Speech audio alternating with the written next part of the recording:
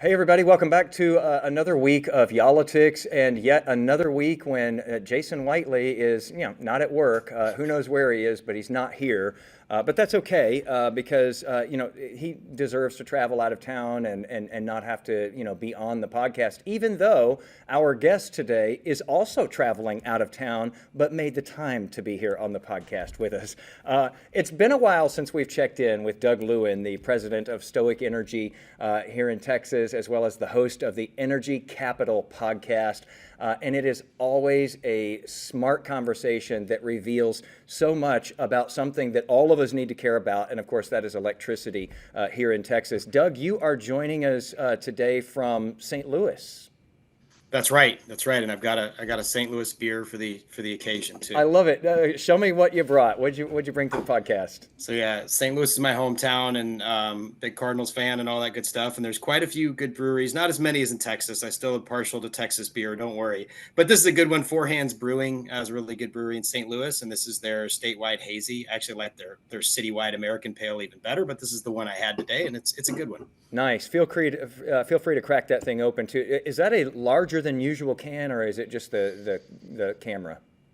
We're talking about the Texas grid, right? I mean, you need a 16-ounce pour, not 12, right, Jason? I came unprepared in that case because I've just got a 12-ouncer today, and I picked out one of my favorites, which is Austin East Ciders, their blood orange cider.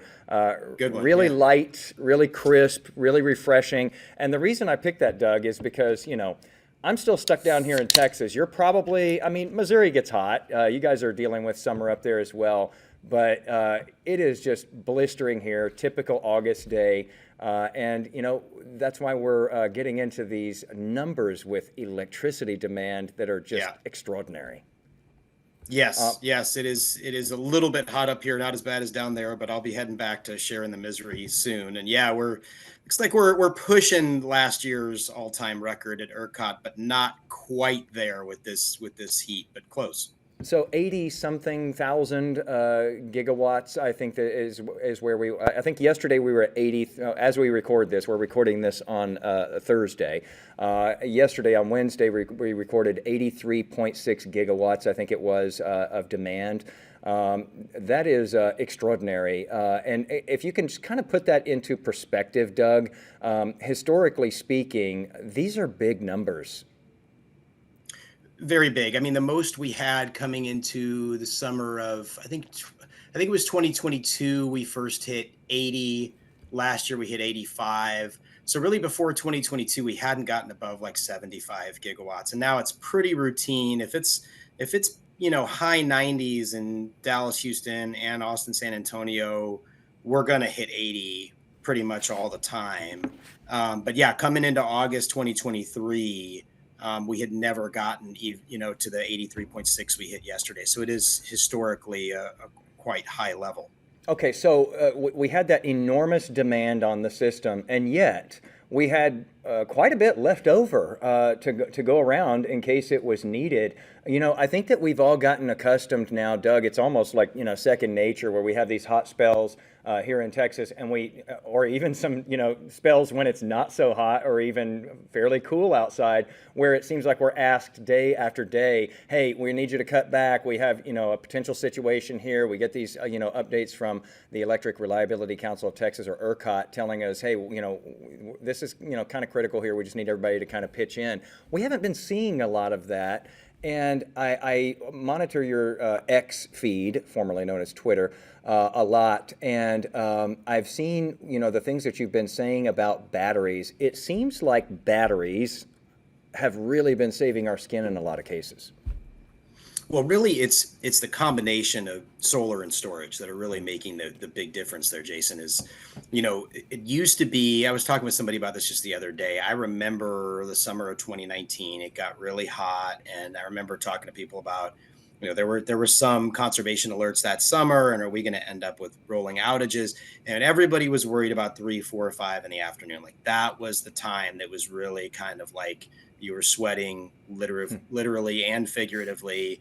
And now, 3, 4, 5 in the afternoon, we saw yesterday, there was a buffer of like 11,000 megawatts, so again, peak hitting like 83.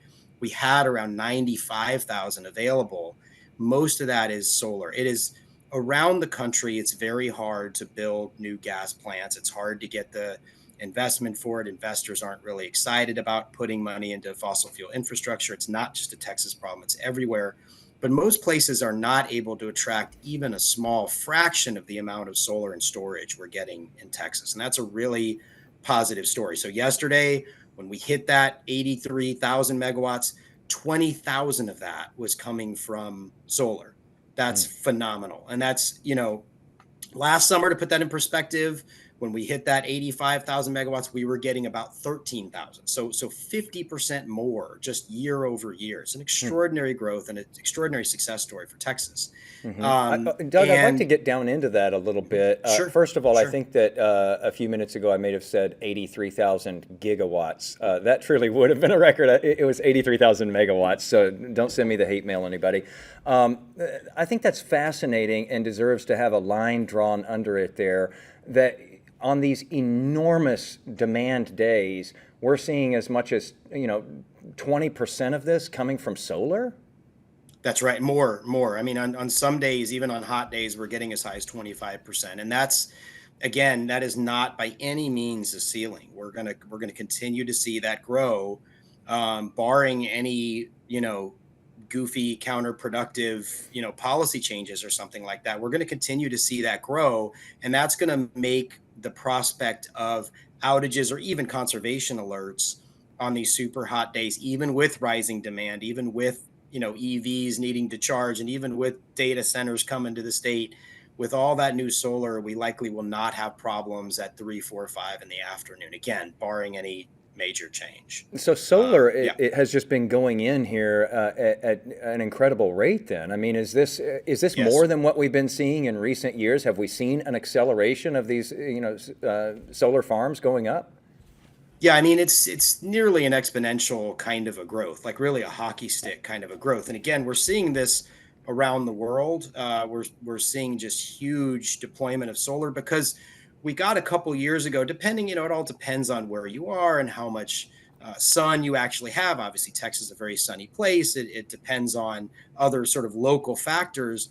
But by and large, we've now seen solar become cheaper than other sources, not even just building them new, but even of operating the ones that are on the system. So we've really seen this huge reduction in costs for solar over time.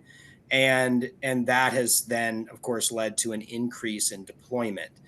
So yes, we've seen, I mean, we were, 5 years ago, we had a couple thousand megawatts. Now we're up to 26,000 megawatts installed, hitting routinely now 20,000 megawatts of actual production, because you never get 100%, no matter what the source is, you never get 100% output.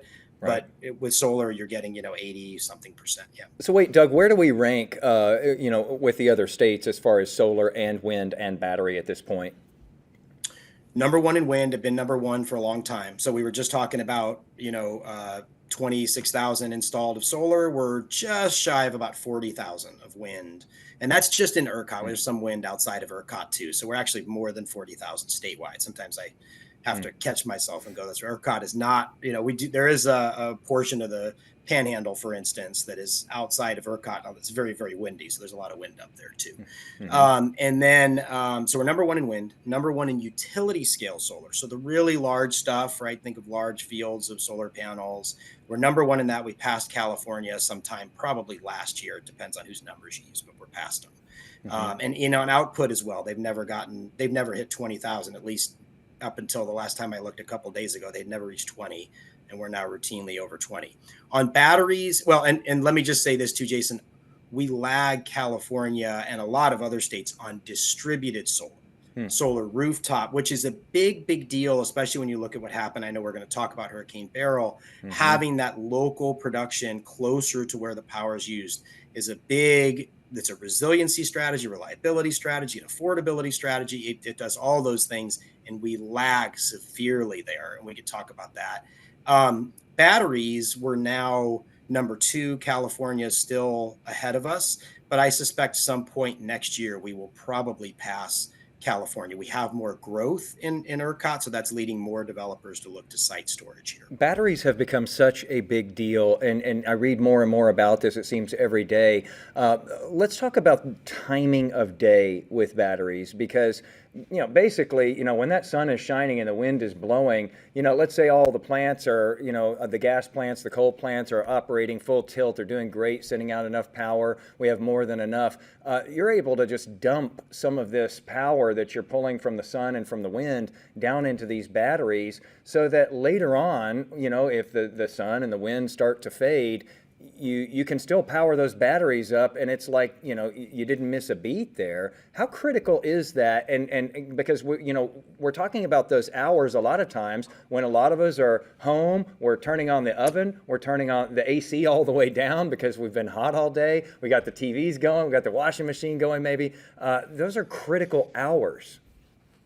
Yeah, absolutely. And so when I was talking about, 3, 4, 5 o'clock isn't the time people worry about. If you're in the ERCOT control room, or you're a policymaker, or you're somebody like me that watches the grid all the time, what you're really looking at now is that kind of 7, 8, 9 o'clock hour, even pushing close to 10 o'clock on some days, because you do have a drop in demand in the evening hours. We're not using as much at 7 or 8 o'clock as we were at 3 or 4 or 5. 5 is really kind of 5 o'clock is the hour ending at 5 o'clock is usually the peak, sometimes 6. So it's definitely coming down, but it's not a precipitous drop off, right? Demand is still high. Like you said, people are doing things in their homes in the evening. They want that air conditioner to continue to run.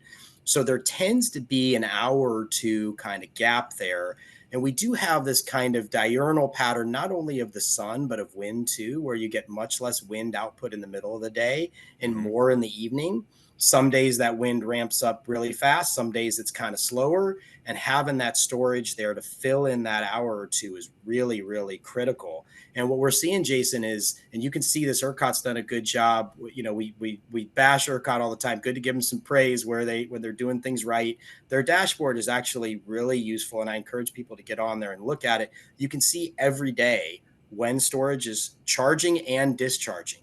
And what happens is they discharge at night. They just stay, they'll have some charging going on overnight. But you see at 8 a.m., just as the sun's coming up, that discharge, the line below zero on the graph, goes way down. Today, it was like almost 2,000 megawatts of charging as soon as the sun comes up.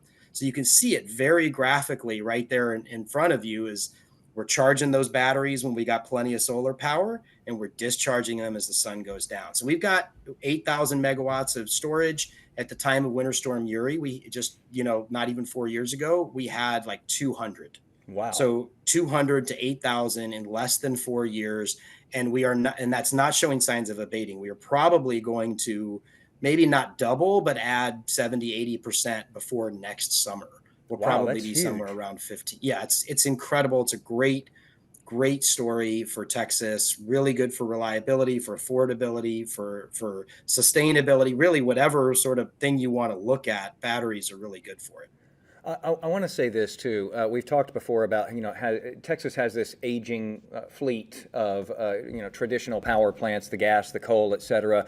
They really struggle. A lot of these are much older plants. They are workhorses for sure. They have been steady over the years, but they break down. They have trouble in this heat just like the rest of us.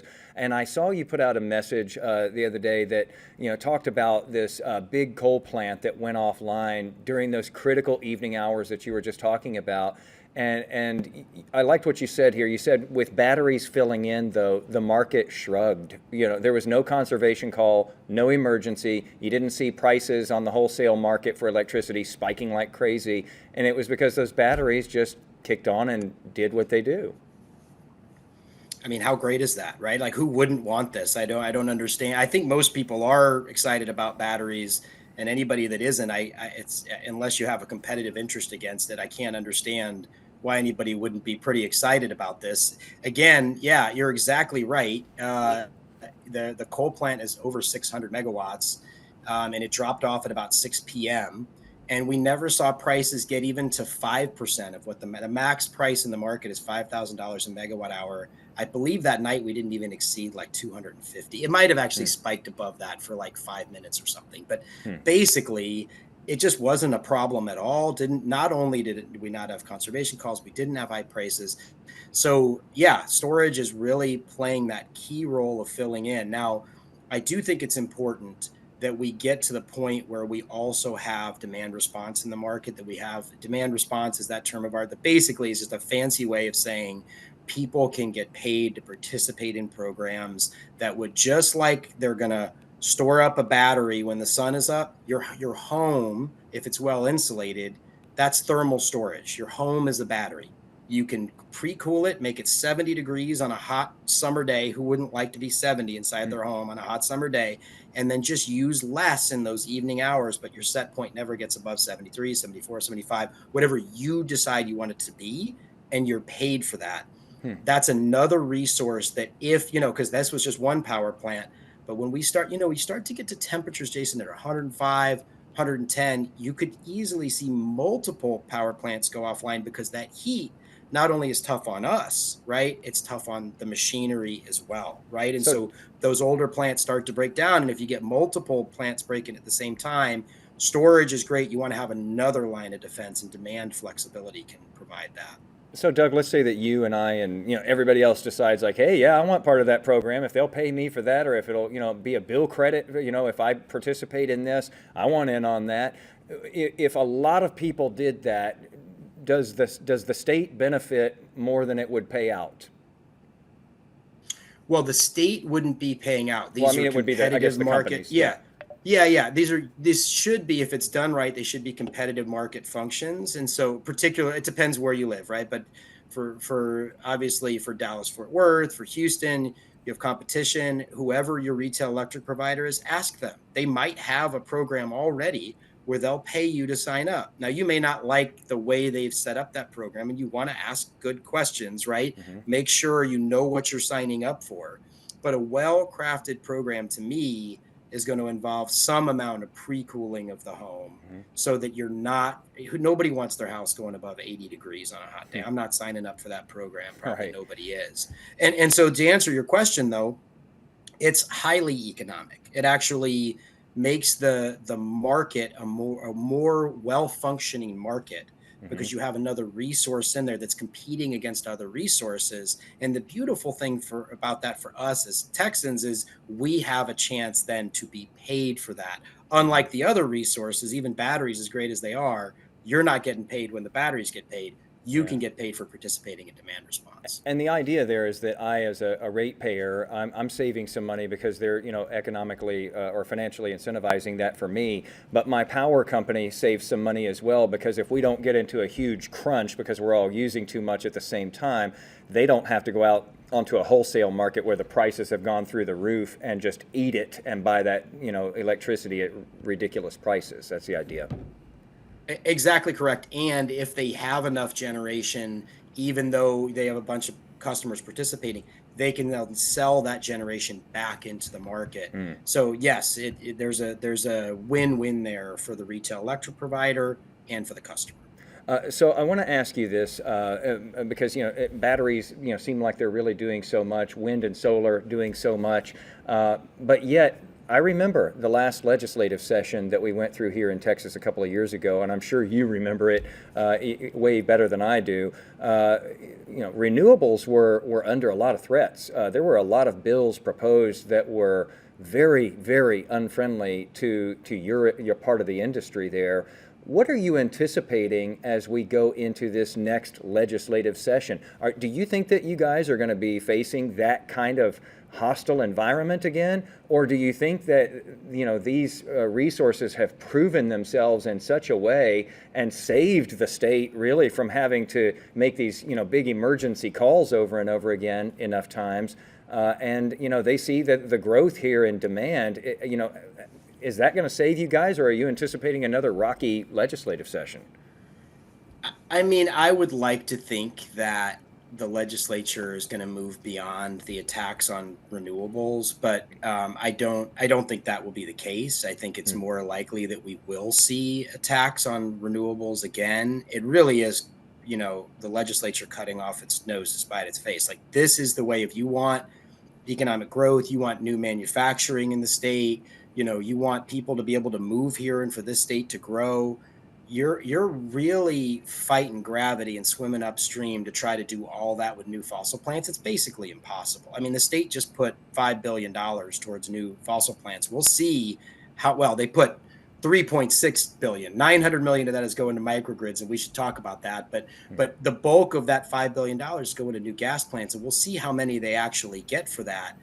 But it's not, I don't think it'll probably even equal a year of solar and storage with no state dollars going towards it. So, and it's not to say that, they can do what they want to put something towards gas or whatever, fine. But that's like a proactive kind of a policy to do something to actually reduce the amount of energy resources coming onto the grid would be crazy, would really just be, self-defeating. I don't know how else to put it. So I hope they move beyond it, but I suspect we'll see some of the proposals again that surfaced during the last session, the ones that require all sorts of permitting stuff that doesn't apply to, for instance, oil and gas drilling, but would apply to solar, as if solar, production was more harmful than oil and gas drilling. It's really, I don't know how else to describe it, as self-defeating. And I hope that the legislature,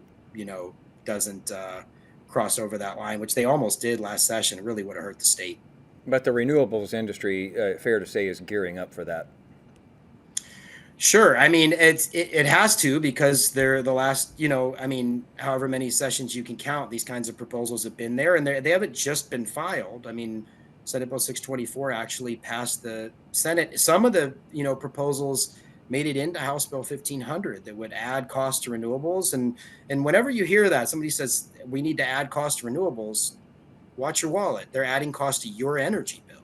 That's what's happening, because anytime you add cost to a resource, that's flowing through to you. They're going to add that in, the developers add that into their costs, and ratepayers end up paying it.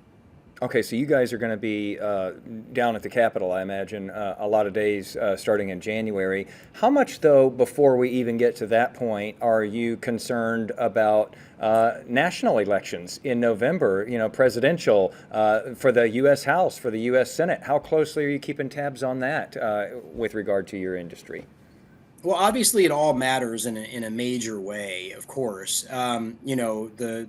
The Biden administration, and we just passed the 2-year anniversary of the Inflation Reduction Act. The Inflation Reduction Act has had a massive impact on the energy industry in a lot of ways, too many ways to get into in the time we have. But the one that I would really highlight is those tax credits that have been there for solar and wind and now expanded for batteries. Actually, it's now easier for batteries to get those tax credits.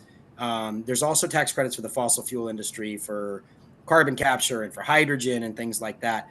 But all of these tax credits have domestic content requirements. So we are seeing more and more manufacturing locating in the United States, battery manufacturing, solar panel manufacturing, wind manufacturing, so on and so forth. This has been, when you look at the charts of manufacturing activity in the United States, it's been a huge leap over the last year as the IRA has worked its way through the system. Actually, just this week, as we're recording, there was a letter sent to Speaker Johnson from 18 House Republicans. I don't believe anywhere from Texas. I actually need to go back and look at that list and make sure that's true. But 18 House Republicans sent a note to Speaker Johnson saying, if Trump wins, we do not want to repeal at least portions of the IRA. And that's because a lot of that economic activity is happening in Republican districts. And in fact, the vast majority of that economic activity is happening in Republican districts. So it's a really interesting dynamic. I wouldn't make any predictions as to what would happen in a second Trump term or in a Harris administration, but I think it's safe to say the Harris administration would generally continue Biden policies that are supportive of clean energy, and President Trump would probably try to reverse some of those things, but I think he would have tailwinds within his own party from members of Congress and from governors like Governor Kemp of Georgia. Georgia's been one of the biggest beneficiaries of all the manufacturing, and Trump's been feuding with him lately. He would have a lot of tailwinds within his own party to try to get rid of some of those policies. It's interesting that you mention the IRA money that's been flowing for manufacturing and that going to a lot of traditionally red places politically. Fair to point out that much of the wind and solar in this state comes from areas and is creating jobs and some passive income out there as well in very red areas too. Yes, passive income, another way to put it is mailbox money, right? And there are Hmm. stories all across the state.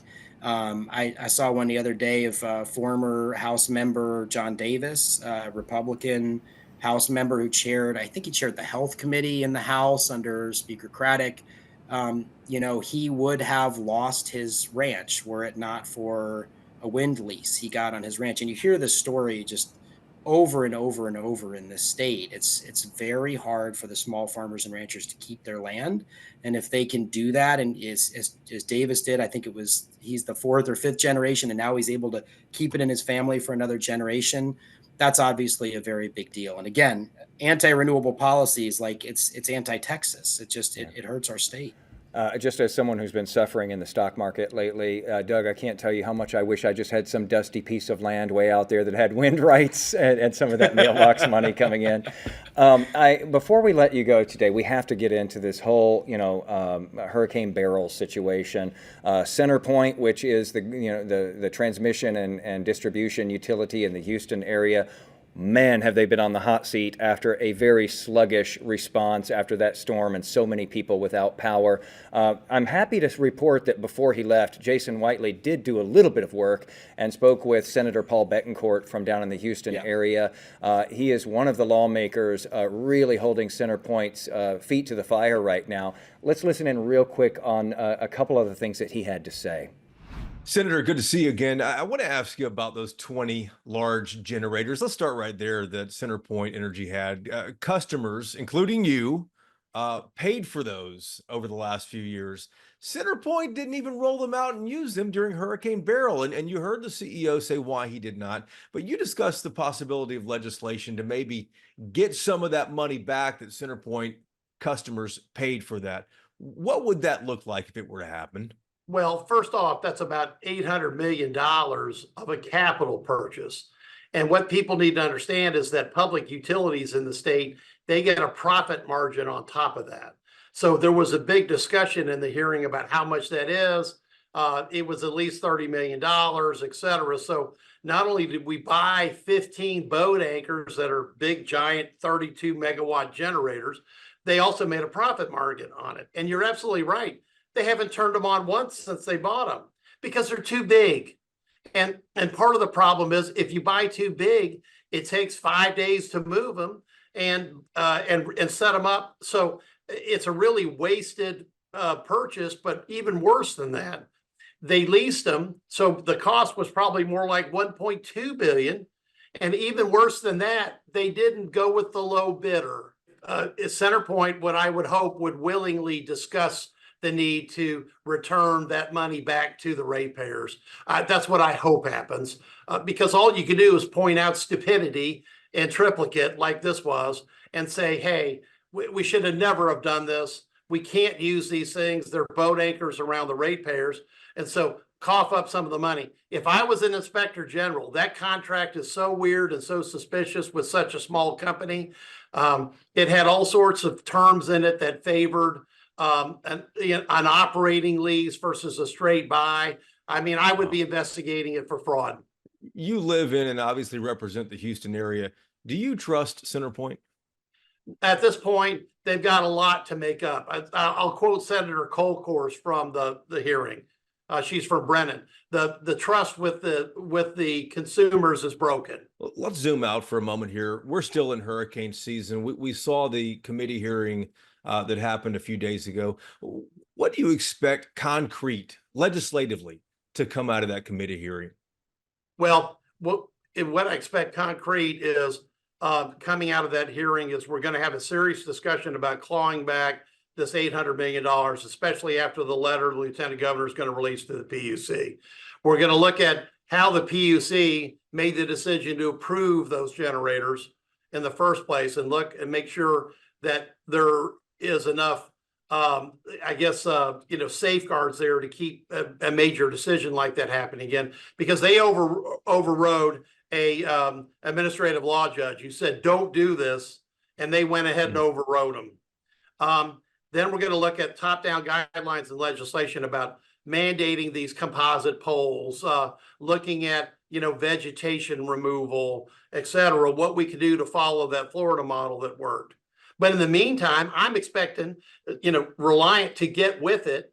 Centerpoint to get with it. By the way, Reliant was fine. We had plenty of energy. Right. We just couldn't get it to the folks. Okay. On the power lines, yeah. Yeah, the power lines. But they're supposed to release a tracker today, which was another just blow your head off stupidity, that they had the ability for people to look up and say, hey, is my power coming on or not?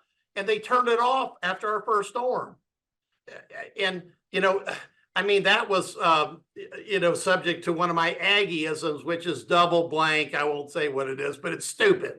Okay. So they've got a lot of stupidity to come out of the grave on here before they get the public's trust back. Senator, we'll be watching as well, too. Thanks so much for the insight. Always good to talk to you. Thank you. All right. So Doug, after hearing what Senator Betancourt has to say here, and this is something that we've been hearing in a bipartisan fashion. Lawmakers not happy, first of all, with the response to Beryl by Centerpoint. Before we get into the lawmakers' end of it, what is your reaction to what happened there in the Houston area after a Category 1 hurricane, and just how crippled the infrastructure was after that, and how long it took to bring it back? What does it say about our grid? Yeah, I have so many thoughts, Jason, as you might imagine. First of all, I think it's really important to give a little bit of grace here that Category 1 is still a very powerful storm, and Houston took the dirty side. So I think it's important to not minimize this was a really powerful storm. That having been said, there's no excuse for the response. There's no excuse for the terrible communications. There's no excuse for the lack of investment and replacing poles and doing tree trimming and all of those things that should have happened. I'll just say two other things on this. Number one, a lot of times I hear when these kinds of things happen, oh, that's not the grid. And what people mean when they say that is they mean, oh, that's not ERCOT. That's not the transmission level grid. Right. The grid is the whole thing. The grid is what goes to your home. And in fact, with increasing technology, with advancing technology, with solar and storage and demand response and all this, your home is increasingly becoming part of the grid. And yes, the distribution grid is part of the grid, and we need to think about it from the power plants all the way down to the end user. And Texas has struggled with reliability and affordability for a long, long time. We are in the bottom third on almost every metric when you look at nationwide scorecards. Even blue sky days where there's not an extreme weather event, we're in the bottom third. We're in the bottom third for duration of outages, for frequency of outages, and it's not just Centerpoint. This is across the state. So I think that is a very important thing to highlight here. And the other thing that I really I can't emphasize this enough. We were talking earlier about the state putting $5 billion towards gas plants. Actually, 900 million of that was to go to microgrids or backup power at critical facilities. Had those dollars been deployed before Beryl, the fire departments that had to shut down and relocate firemen would have been able to remain up. The water treatment plants that were scrambling to get diesel generators would have already had generation on site. Assisted living centers where people died would have had power. The PUC and the legislature need to prioritize that $900 million, begin to put out an application process and receive applications to spend that money, because it helps in these kinds of situations. It also, when we're talking about these hot days and, when the sun goes down, things are tight on the grid. If you have a solar and storage and even gas microgrid, like HEBs have these gas microgrids. I just did a podcast with Enchanted Rock, the company that provides those microgrids. You then are able to use that power year long to help with your resource adequacy, to make sure you have enough power. It helps with affordability, it lowers customers' bills.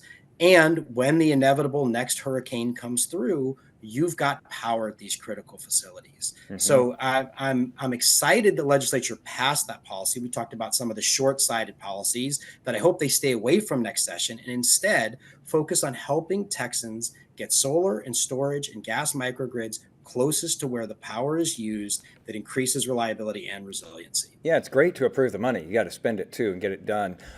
Speaking of generators, Centerpoint has been taking a lot of heat for these enormous generators that the company bought. They were supposed to help in extended power outages like we saw with the 2021, February 2021 winter storm. Those sat idle during this post-Beryl power outage. And boy, are lawmakers hot under the collar about that one. They don't want to see that passed on to consumers, and they're not happy about it. Your thoughts on that? Again, so many thoughts. I think the most important thing here is we have to ask, what is a transmission and distribution utility supposed to do? What is their mission? What is their purpose? Their purpose is to maintain the transmission distribution grid. Their purpose is not to generate electricity. There's a different segment of the market that does that. They need to focus on their job. And this is where, and I think that this is just so important. I'm glad that the public is starting to understand this. Policymakers are talking about it. Senator Betancourt mentioned it on the interview with the other Jason, with the less great Jason, of course. The absent Jason, we'll call him today. The absent Jason. He talked about this, that, the way the utility business model works right now, and this is when I'm talking about utilities, these are fully regulated monopolies, right? We have competitive generation in Texas. We have competitive retail. But this part, there's no competition there. They are monopolies, literally no competition, and they make a profit on every dollar they spend.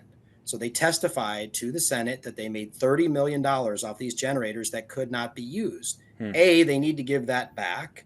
And second, really first, the primary thing is here, we need to change that utility business model and give them performance metrics and say, recovery time after a hurricane, number of people affected by outages, length of outages, right? All these are the metrics that matter. Pay them based on that. And if you did that, if you said, hey, if you get those outage times way down, we'll give you the 10% rate of return that you're asking for in your rate case, I guarantee you they wouldn't buy more generators. Yeah. They would do more tree trimming, right? They would do the blocking and tackling, the basic stuff that would keep the grid up, because their incentives, their financial incentives, would be aligned with the policy goals the policymakers have for them. So this is going to be critical. I hope that the legislature, again, will not focus on, sort of useless distractions like trying to somehow harm renewable energy, and instead put a focus on these kinds of things that could be long-term structural change that will yield real reliability benefits for Texans. Yeah, it might not inspire a lot of confidence, though, Doug, when you think about the fact that, we've had elected leaders all the way to the top here in Texas coming out after this post-Beryl disaster. And boy, they're taking shots at Centerpoint. It's an easy target right now because, customers, a lot of them feel the same way. But you think about it, and there's so much shock and outrage from a lot of these lawmakers.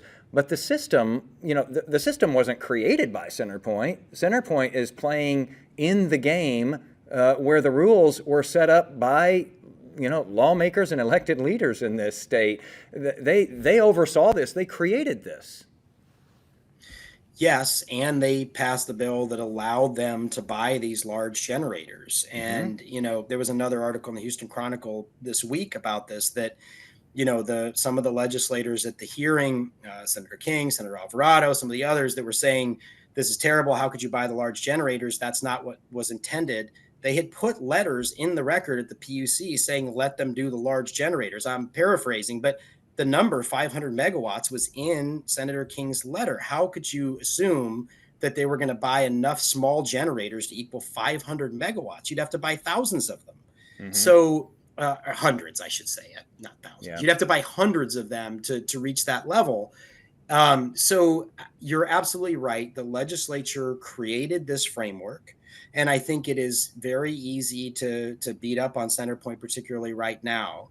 But I really hope that the legislators do some introspection, something, politicians maybe don't do enough of. Yeah, so I just mentioned Senator King, and I think it's important to say he did apologize to his colleagues on that committee and said that, you can go back and, put a clip or something or link to that in there. I won't try to quote him, but he did apologize. And I think the key right now was for the legislature to recognize their role in this and to use the power they have to change that business model to a pay for performance.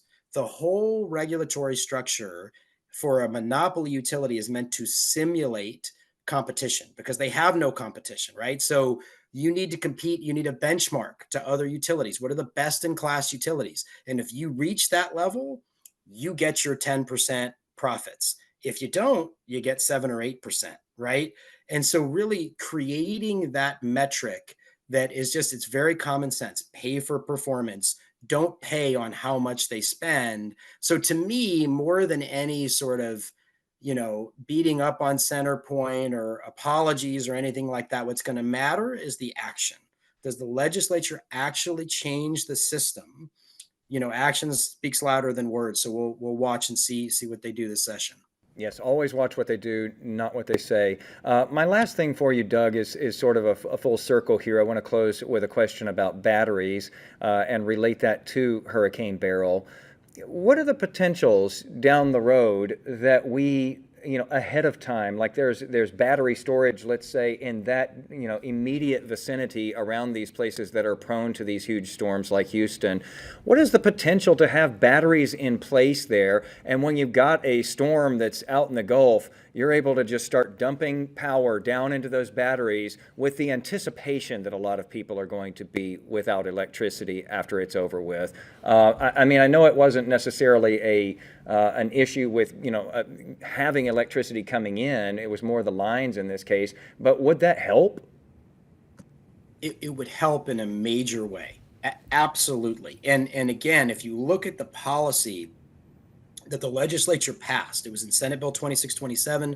We all voted on it. Well, 10% of Texans voted on it. In Proposition 7 and the constitutional amendment, it passed 65% or something like that.